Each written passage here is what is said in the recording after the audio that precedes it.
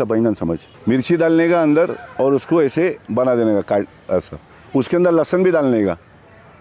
भोग के, मतलब घुसना चाहिए वो लहसुन और मिर्ची, उसको लेने का गौरी। अगर तुम नसीब है तुम लोगों का कि गौरी तुमको मिले कहीं से,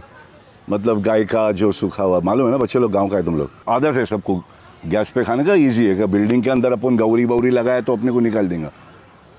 तो गौरी पे रखने का वो और उसको कवर करने का गौरी से, थोड़ी देर के अंदर गेम बच गया। उसको लेके पीस देने का, उसके ऊपर सरसों का तेल नमक डालने का, और फिर बस सूखी रोटी एकदम टूटने वाली और प्याज कैसे फोड़ के आराम से खाने का, टाइम लेने का खाने पे, जितना आराम से खाएगा उतना अपने शरीर को अच्छा